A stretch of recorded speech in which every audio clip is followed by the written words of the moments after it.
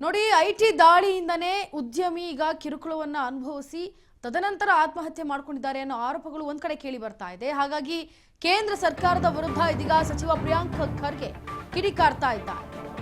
IT ದಾಳಿಯಿಂದ ಉದ್ಯಮಿ ಕಿರುಕುಳ ಆರೋಪದಡಿ ಇದೀಗ ಕೇಂದ್ರ ಸರ್ಕಾರದ ವಿರುದ್ಧ ಸಚಿವ ಪ್ರಿಯಾಂಕ್ ಖರ್ಗೆ ಕಿಡಿಕಾರಿದ್ದಾರೆ. ಕಳೆದ 10 ವರ್ಷಗಳಿಂದಲೂ ಕೂಡ ಉದ್ಯಮಿ ಮೇಲೆ ದಾಳಿಯನ್ನ ಮಾಡಲಾಗ್ತಾ ಇತ್ತು. ರಾಜ್ಯದಲ್ಲಿ ಇದೇ ರೀತಿಯಾಗಿ 2-3 ಘಟನೆಗಳು ನಡೆದಿವೆ. ಕೇಂದ್ರ ಅದಾನಿ ಅಂಬಾನಿ ಪರವಾಗಿ ಕೆಲಸ ಮಾಡ್ತಿದೆ. ರಾಯ್ ಆತ್ಮಹತ್ಯೆ ಪ್ರಕರಣದ ಬಗ್ಗೆ ತನಿಖೆ ಆಗ್ಲಿ ಮತ್ತಷ್ಟು ಅಂತ ಪ್ರಿಯಾಂಕ್ ಖರ್ಗೆ ಕಿಡಿಕಾರ್ತಾ ಇದ್ದಾರೆ. ನಿಜಕ್ಕೂ ಐಟಿ ದಾಳಿಯಿಂದಾನೇ ಬೆಂಗಳೂರಿನ ಖ್ಯಾತ ಉದ್ಯಮಿ ರಾಯ್ ಅವರು ಕಿರುಕುಳವನ್ನ ಅನುಭವಿಸಿ ತದನಂತರ ಆತ್ಮಹತ್ಯೆ ಮಾಡಿಕೊಂಡಿದ್ದಾರೆ ಅನ್ನೋ ಆರೋಪದಡಿ ಇದೀಗ ಕೇಂದ್ರ ಸರ್ಕಾರದ ವಿರುದ್ಧ ಸಚಿವ ಪ್ರಿಯಾಂಕ್ ಖರ್ಗೆ ಕಿಡಿಕಾರಿದ್ದಾರೆ. ಕಳೆದ 10 ವರ್ಷಗಳಿಂದಲೂ ಕೂಡ ಇದೇ ರೀತಿ ಆಗ್ತಾ ಇದೆ. ಉದ್ಯಮಿಗಳ ಮೇಲೆ ದಾಳಿ ಆಗ್ತಾನೇ ಇದೆ. ರಾಜ್ಯದಲ್ಲಿ ಇದೇ ರೀತಿಯಾಗಿ ಏನಾದರೂ 2-3 ಘಟನೆಗಳು ಕೂಡ ನಡೆದಿವೆ.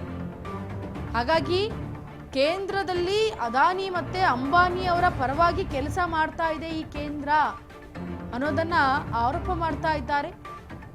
ರಾಯ್ ಆತ್ಮಹತ್ಯೆ ಪ್ರಕರಣದ ಬಗ್ಗೆ ಈಗ ಕೇಂದ್ರ ಸರ್ಕಾರದ ವಿರುದ್ಧ ಸಚಿವ ಪ್ರಿಯಾಂಕ್ ಖರ್ಗೆ ಅವರು ಕಿಡಿಕಾರ್ತಾ ಇದ್ದಾರೆ.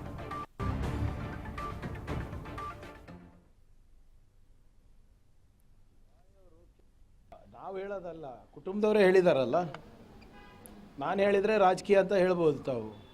ಆದರೆ when their own family member is saying so, ಏನು ಹೇಳಬೇಕು ಇದಕ್ಕೆ? ಹಿಂದೆ ಇಲ್ಲಿ ಒಂದು ಘಟನೆನೂ ನಡೆದಿದೆ ಅಲ್ಲ, ಅದರದ್ದು ಯಾರೂ ಬಿಚ್ಚಿ ಹೇಳೋಕ್ಕಾಗೋದಿಲ್ಲ. ಬಟ್ ಅದನ್ನು ಹಾಗೇ ಆಗಿದೆ ಅಂತ ಎಲ್ಲರದ್ದು ಅನುಮಾನ ಇದೆ. ಬ್ರದರ್ ಹೇಳಿದ್ದಾರೆ ಸರ್, ದೂರಿನಲ್ಲಿ ಆ ಥರದ್ದೇನು ಉಲ್ಲೇಖ ಆಗಿಲ್ಲ ಅನ್ನೋ ವಿಚಾರ. ಈಗ ದೂರು ಕೊಟ್ಟಾಗ ಅದನ್ನು ಉಲ್ಲೇಖ ಮಾಡಿಲ್ಲ ಐಟಿ ಆಫೀಸರ್ಸ್ ಅಂತ. ಇಲ್ಲ, ಐಟಿ ಆಫೀಸರ್ಸಿಗೆ ಕಂಪ್ಲೇಂಟ್ ಕೊಡ್ತಾರ? ಈಗೇನು ತನಿಖೆ ಆಗಲಿ. ಈಗ ರಾಯ್ ಅವರು ಕೆಳಮಟ್ಟದಿಂದ ಬೆಳ್ಕೊಂಡು ಬಂದಂಥ ವ್ಯಕ್ತಿ. ಅಂಥ ಏನು ಡೆಸ್ಪರೇಷನ್ ಇತ್ತು ಅಥವಾ ಅಂಥದ್ದೇನು ಹತಾಶರಾಗಿದ್ದರು ಯಾವುದಕ್ಕೆ, ಅಥವಾ ಅಂಥದ್ದೇನು ಮನಸ್ಸಿಗೆ ನೊಂದ್ಕೊಂಡಿದ್ರು? ನಾನು ಓದಿರೋ ಪ್ರಕಾರ ಅವ್ರದ್ದು ಬಿಸ್ನೆಸ್ ಮಾಡಲು ಡೆಟ್ ಫ್ರೀ ಅಂತ, ಅಂದರೆ ಯಾವುದೇ ಸಾಲ ಇರಲಾರ್ದೆ ಬಿಸ್ನೆಸ್ ಮಾಡಬೇಕಂತ ಅವ್ರದ್ದು ಒಂದು ಯಾವಾಗಲೂ ಏನು ಜನರಿಗೆ ಸಲಹೆ ಕೊಡ್ತಾಯಿದ್ರು ಅಂತ ನಾನು ಓದಿದೆ ಪೇಪರ್ನಲ್ಲಿ ಇವತ್ತು. ಮತ್ತು ಅಂಥ ವ್ಯಕ್ತಿಗೆ ಏನು ಸಾಲ ಇಲ್ಲ, ಏನಿಲ್ಲ. ಮತ್ತು ಯಾಕಂತ ಒಂದು ನಿರ್ಧಾರ ತಗೊಂಡ್ರು? ಏನು ಸಾಂಸಾರಿಕ ಸಮಸ್ಯೆನೂ ಇಲ್ಲ ಅಂತ ಹೇಳ್ತಾರೆ. ಮತ್ತು ಅವ್ರದ್ದೇ ಕುಟುಂಬದವರು ಐಟಿ ಇಡಿ ಅಂದಾಗ ಏನಿದೆ ತನಿಖೆನಲ್ಲಿ ಹೊರಗೆ ಬರಲಿ. But this is going on through out the country.